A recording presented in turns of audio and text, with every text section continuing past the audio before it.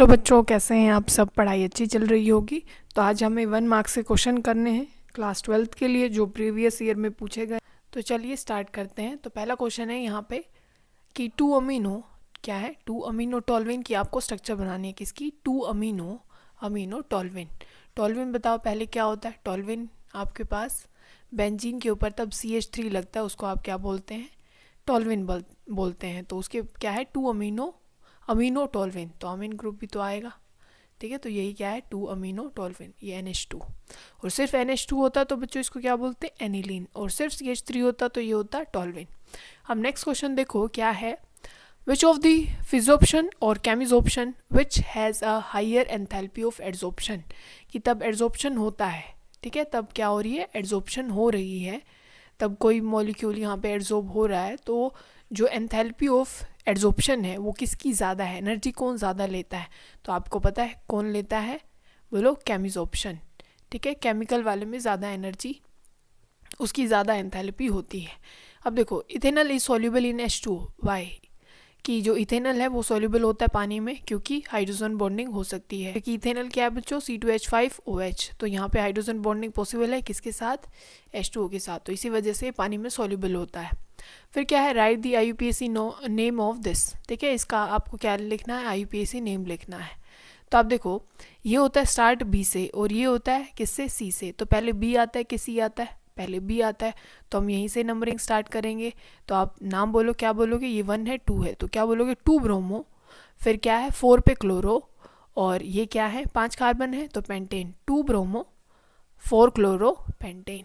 ठीक है, अब नेक्स्ट देखो, what is the effect of temperature on chemisorption. Chemisorption पे टेम्परेचर का क्या इफेक्ट आता है, बता सकते हैं? देखो, वैसे तो बढ़ता है, जो केमिकल एड्जॉर्प्शन है, जो क्या है बच्चों? केमिकल एड्जॉर्प्शन है वो बढ़ जाता है, क्योंकि वहाँ बॉन्ड टूटने होते हैं। तो पहले बढ़ जाता है, फिर कांस्टेंट हो जाता है, फिर ज़्यादा ही आप टेम्परेचर बढ़ाएंगे तो वो क्या है? डिक्रीज होना स्टार्ट हो जाता है। समझ गए? अब नेक्स्ट देखो, what is the basicity of H3PO3।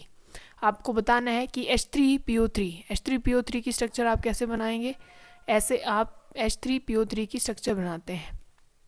तो आप ये बताओ, इनमें से इसकी जो बेसिसिटी है, मतलब ये कितने H डोनेट कर सकता है, तो वो कितने हैं?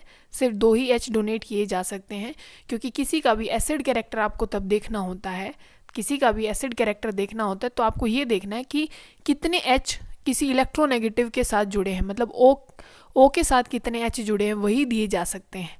ठीक है, तो सिर्फ 2 ही जुड़े हैं, तो एसिड की होती है बेसिसिटी। तो कितने H दिए जा सकते हैं बच्चों? 2। ठीक है, H3PO3 की कितनी हो जाएगी? 2 हो जाएगी। Identify the chiral molecule of the following. Chiral molecule कैसे पहचानते हैं? जिसमें एसिमेट्रिक कार्बन हो। तो आप देखो, इसमें कार्बन देखो, यहाँ पे जुड़ा है क्लोरीन, यहाँ पे जुड़ा है CH3, और एक यहाँ पे होगा H, और यहाँ पे है C2H5। चारों ग्रुप अलग अलग हैं, तो ये मॉलिक्यूल कैसा है बच्चों? कायरल है। और इसमें ऐसा कुछ नहीं है, क्योंकि यहाँ देखो, यहाँ क्या है? ये Cl है, और यहाँ पे 2 H जुड़े हैं, तो ये 2 एक जैसे हो गए। कायरल क्या होता है? जिसमें चारों ग्रुप अलग अलग जुड़े हों, तो यही होगा कायरल। ठीक है, तो एसिमेट्रिक कार्बन यहाँ पे है। आपको क्या बताना है? The conversion of primary aromatic amine into diazonium salt. आपके पास NH2 है, यहाँ पे एनिलीन है, और अगर ये डाइजोनियम में कन्वर्ट होता है, किसमें? डाइजोनियम में, तो आप इसको क्या बोलते हैं? इस रिएक्शन को डाइएजोटाइजेशन। ठीक है, देखो, right the structure of para methyl benzaldehyde. Para पे क्या है? मिथाइल है, और यहाँ पे क्या आ जाएगा? CHO। इसी को, इस पार्ट को क्या बोलते हैं? बेंजल्डिहाइड। तो यही स्ट्रक्चर हो जाएगी। अब देखो, right the formula of 2 oxo acids of phosphorus. Phosphorus के क्या हैं? 2 ऑक्सो एसिड्स लिखने हैं। ऑक्सो एसिड्स क्या होते हैं? जहाँ पे ऑक्सीजन और हाइड्रोजन का बॉन्ड होता है। ठीक है, तो क्या है? एक तो H3PO3, आप इसको फॉस्फोरस एसिड, और एक क्या? फॉस्फोरिक H3PO4, दोनों आपने सुने होंगे। ठीक है, देखो, which of the following undergo SN2 reaction faster in following. इनमें से कौन सा SN2 फास्ट देगा? इसमें से कौन सा बच्चों SN2 फास्ट देगा? अब आपको ये पता है कि अगर जितनी स्टेरिक हिंडेंस कम होती है, उतना ज़्यादा SN2 क्या होती है? फास्ट होती है। ठीक है, तो SN2 देखो, इसमें स्टेरिक हिंडेंस ज़्यादा है। ठीक है, ये क्योंकि कैसा हो गया? सेकेंडरी हो गया। ये कैसा है? ये वाला कार्बन प्राइमरी है, तो SN2 भी इसी में फास्ट होगी। ठीक है, आंसर आप यहाँ पढ़ लेना सारे लिखे हुए, और मैं समझा भी रही हूँ साथ साथ।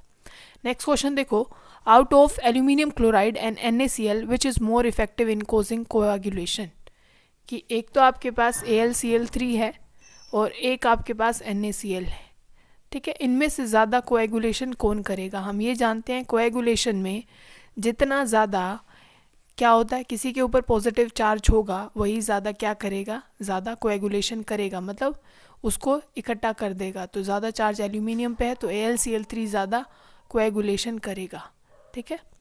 अब नेक्स्ट देखो, right the formula of A compound in which element Y form CCP lattice and atom of X occupy 1/3 of the TD voids. इसमें क्या पूछा गया है बच्चों, देखो फॉर्मूला बताना है आपको एक कंपाउंड का, उसमें क्या है, एक तो Y है आपके पास, मतलब एक X है और एक क्या है Y, आपको ये मानने हैं। और वो कौन सी लैटिस में है, ये X मानो और ये Y मानो, ठीक है, Y, और CCP लैटिस में है। और फिर क्या है, एन एटम ऑफ X, ठीक है, X क्या है, 1/3 ऑफ TD वॉइड्स।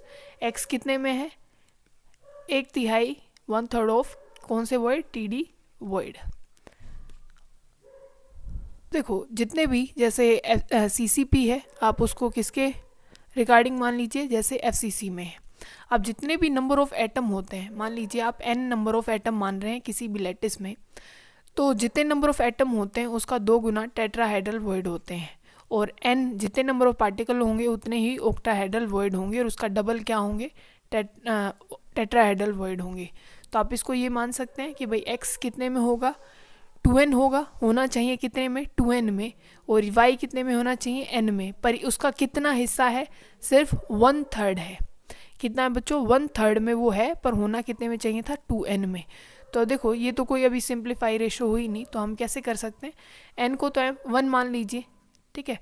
अब आप इससे क्या करें, दोनों साइड 3 से मल्टीप्लाई कर दीजिए, किससे, 3 से। तो अब क्या हो जाएगा, 3 से 3 कैंसिल हो जाएगा, तो आप क्या आंसर आ जाएगा आपका, ये आ जाएगा 2, मतलब x तो हो जाएगा 2 और y कितना हो जाएगा 3, ठीक है। तो यहाँ पे वॉइड के हिसाब से पूछा गया था, तो आप ये ध्यान रखना, जितने n आप एटम मान लीजिए तो उसका 2 गुना हमेशा क्या होता है, टेट्राहेड्रल वॉइड, और n जितने नंबर ऑफ एटम होंगे उतने ही ऑक्टाहेड्रल वॉइड होंगे। अब नेक्स्ट क्वेश्चन देखो, define ambient nucleophile with example. Ambient क्या होती है, जो 2 साइड से डोनेट कर सकती है, ठीक है, दोनों साइड, उसके पास 2 एटम है, 2 एटम हो और दोनों साइड से क्या करे, डोनेट कर सके। जैसे CN लिगेंड है, SCN है, ठीक है, SCN लिगेंड है, तो ये क्या है, दोनों साइड से डोनेट कर सकती है, तो ये एम्बिडेंट न्यूक्लियोफाइल हम इसको बोलते हैं।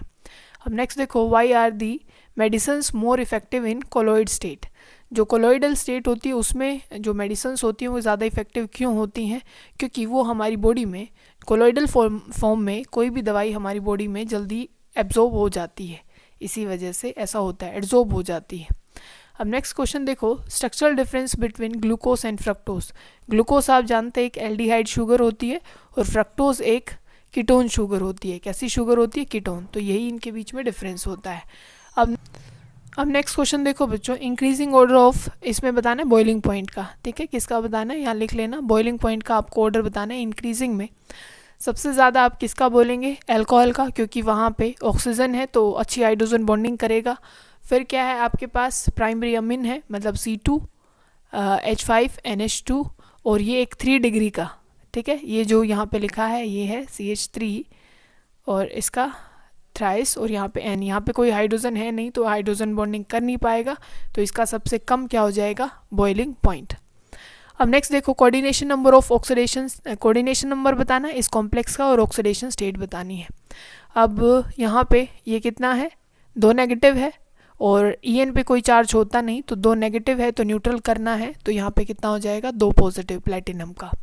और कोऑर्डिनेशन नंबर कितना है, En कितने हैं, 2 हैं, पर ये एक बाइडेंटेट लिगेंड है, तो एक En 2 साइड से जुड़ता है मेटल से, एक En कितने से, 2 साइड से जुड़ता है, तो ये कितना हो जाएगा, 4 हो जाएगा, क्योंकि एक 2 साइड से जुड़ता है, 2 कितने से जुड़ेंगे, 4 से, और 2 है क्लोरीन, तो ऑल ओवर कितना कोऑर्डिनेशन नंबर हो गया, 6।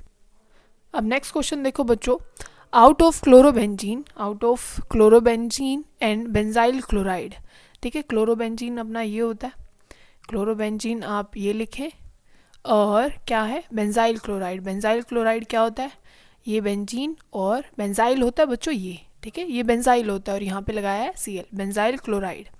Which one get easily hydrolysed bye NaOH, कौन इनमें से जल्दी हाइड्रोलाइज्ड हो जाएगा, किसका यूज़ कर रहे हैं हम, और NaOH का। देखो ये तो आपको पता है ये बॉन्ड बहुत जल्दी से टूटता नहीं, क्योंकि रेजोनेंस की वजह से यहाँ पे डबल बॉन्ड होता है, तो अपने आप आंसर क्या हो जाएगा, बेंजाइल क्लोराइड, क्योंकि यहाँ डबल बॉन्ड होता है पार्शियली, तो ये टूटता नहीं है। अब नेक्स्ट देखो, analysis show that FeO has a non stoichiometric composition, ठीक है, नॉन स्टोइकियोमेट्रिक कंपोजिशन है, कंपोजिशन भाई कुछ ऐसी है, ये FeO है और 0.35 से रीज़न बताना है आपको कि ये ऐसा क्यों होता है। तो देखो ये जो ऐसी रेशो आती हैं जो स्पेसिफिक नहीं होती, तो ये किसकी वजह से होता है कि आपके पास एक लैटिस है और लैटिस में एक तो एटम प्रॉपरली अपनी जगह पे हो, और तब वो अगर इंटरस्टिशियल साइट में आते हैं तब ऐसा फार्मूला बनता है, ठीक है। तो Fe जो ये कंपोजिशन बनी है ये किसकी वजह से आई है, एक तो नॉन स्टोइकियोमेट्रिक है और कैसा डिफेक्ट आएगा, एक इंटरस्टिशियल डिफेक्ट आएगा, इंटरस्टिशियल कंपाउंड ऐसे बनते हैं।